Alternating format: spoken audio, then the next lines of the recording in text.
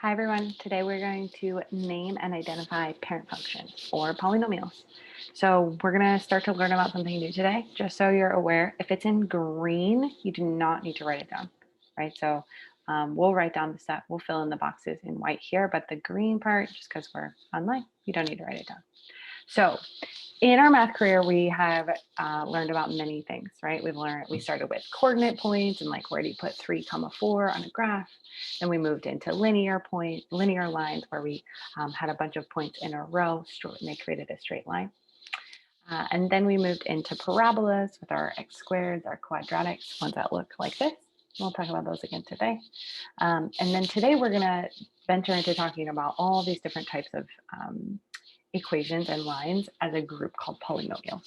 So polynomials are, this part you're writing down, so polynomials are expressions that include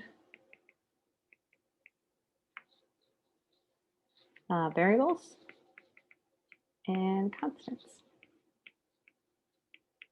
Right, so variables and numbers. Basically, a polynomial can be a lot of things, right? X squared plus x, that's a polynomial. 4. Poly means many, and nomial means terms. So many terms is what we're talking about. So the degree of a polynomial is the biggest exponent, right? The degree is the biggest exponent. It's the, if you're thinking about like if I had x to the third plus 3x squared minus x to the fourth, the biggest exponent would be the 4. So the degree here would be 4, right? Degree is 4 for this function, right? It's that biggest number that is a little exponent, okay? That is our degree. So based on the degree, the shape looks different, and these polynomials have specific names, right? They have first names and last names, just like you and I. So we have their first names are based off their degree. So if it has a degree of 0, so this is just like any number by itself, this is called a constant, right? Called a constant. And if we just have like y equals 2, positive, we're going to have something that looks like this, y equals 2, just a straight flat line. Okay, if we have a negative graph, something like y equals negative 2, we'd have a negative graph down here, still straight, still flat. This is our constant graph. Then if we have something with a degree of 1, right? Degree of 1, remember x to the power of, if there's nothing there, it's an automatic 1. These are called our linear lines, right? And we've dealt with these before. A positive linear line looks like this, right? This is something like y equals x.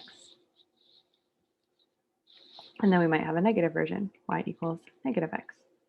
So we're headed down like this, right? You'll notice anytime that we have positive, it's going up at the end, negative going down at the end. So we have our constant and a linear. So we started with an algebra 1, and then quadratic, right? These are our parabolas, right? A positive graph, remember, is going to be up at the end. So it looks like this, right? This is something like x squared. And then our negative graphs go down at the end, something like this. This is negative x squared, right? Up like a cup, down like a frown. So if our leading term or our degree, our highest exponent, our biggest exponent is 2, it's called a quadratic. If we have x to the third in our graph, its first name is cubic, something like that. For a positive graph, like positive x to the third, our graph is going to go up at the end, like this. So it goes up and then down and then up. So it's like 1, 2, 3. Like this one is like 1, 2, or 1, 2. This is 1, 2, 3, like that. And when we have negative x to the third, it goes down at the end. So we'd have 1, 2, 3, something like that. So that's 1, 2, 3. Technically, these are pretty flat, but they can be go up and down like that. All right. For our x to the fourth, we have this called a quartic, right? A quartic, like quarter, or 4 quarts in a gallon, right? So quartic, and it faces up at the end. So we have 1, 2, 3, 4. Kind of looks like a W, right? It looks kind of like that parabola, right? And it can actually be flat like this, right? It can be flat like that. Kind of looks like a parabola itself. But the quartic is flatter than a parabola, and sometimes it has something that goes like this, right? It can take many shapes. It could look like this. It could look like this, right? Maybe we put this flag to catch up.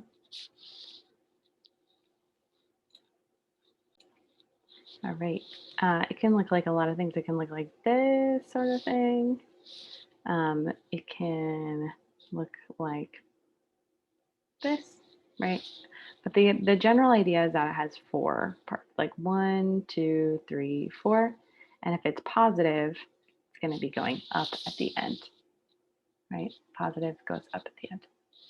If it is negative, like negative x to the fourth, it's going to be going down at the end. So it'd be like 1, 2, 3, 4, right? Something like that. Right? So it kind of looks like an M, right? So that's our quartic.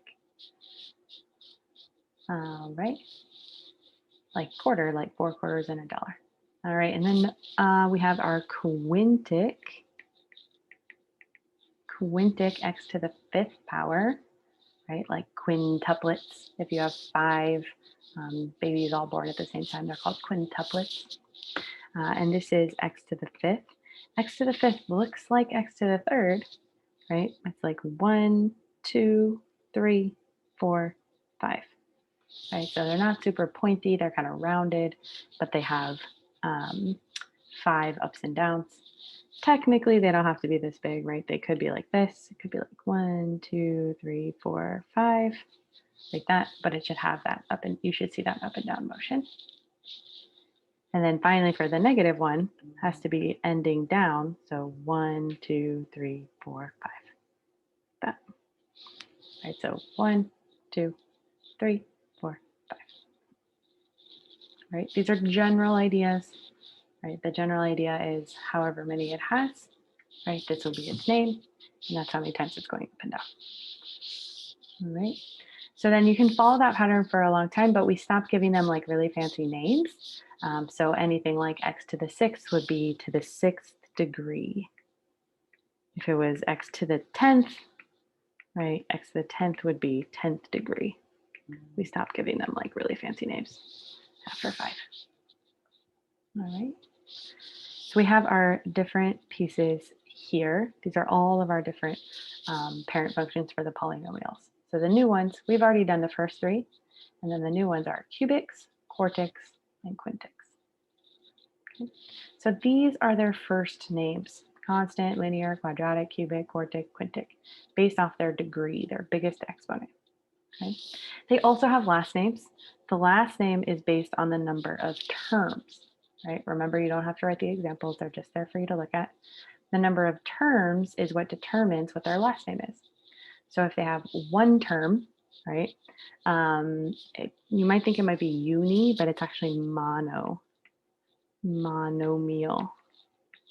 right? Monomial, like that. So that is the, if there's just 1 term. And then 2, right? 2 is called bi, like a bicycle or bisexual, right? Binomial, bi means 2. And then think about what you think 3 is, right? There's 3 things. It's called tri, like a tricycle. Tri, like tricycle. All right, so you can see if there's just 1 term, right? 1 thing being added or there's nothing being added or subtracted. This is called a monomial, 2x. If you have 2 things, 2 terms, 1 and 2, right? Then that's called a binomial. If there are 3 terms, 1, 2, 3, that's called a trinomial, right? Thinking about like how many wheels are on the bike, bicycle, tricycle. Right? And then if there's 4 or more, right, we stop giving them fancy names. They're just called polynomials. Polynomials like that. So there's 1, 2, 3, 4 here. That's called a polynomial. 1, 2, 3, 4. Okay. So when we have things like this, they get a first name based on their degree, right? And then they get a last name based on how many pieces there are. So let's look at an example. So for example, this one, there are 4 terms, 1, 2, 3, 4, and that gives it the word polynomial because there's 4 or more. And then I'm going to look for my biggest exponent. I see my biggest exponent is 4. I have a 3 here, a 1, and then no exponent there. So my 4 is the biggest. So that is quartic. My degree is 4, so it's quartic. Right? All right, so let's look at this one. So for this one, the degree, the biggest exponent is this imaginary 1 right here.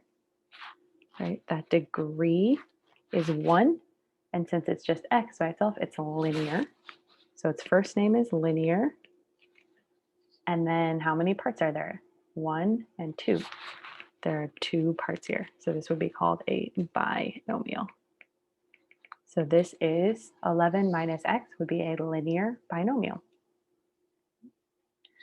For this one right here, right, how its biggest exponent is a 2. Right, biggest exponent is a 2.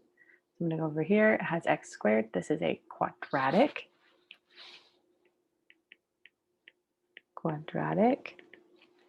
And it has 1, 2, 3 parts. 1, 2, 3 parts. So 3 parts is a trinomial. So this is a quadratic trinomial. And then finally, we have just the number 19, right? It's not x to the 19th, it's just 19, right? So it's just a number up here. I know that that's called a constant. And there's just one thing here, just one thing. So its last name is monomial. This is a constant monomial, right? So kind of fun. They have a first name, just like us, and a last name. First name's based on like x to the power of what, and the last name is based on how many pieces they have. Okay. In your homework, your first part's going to be just like this green box.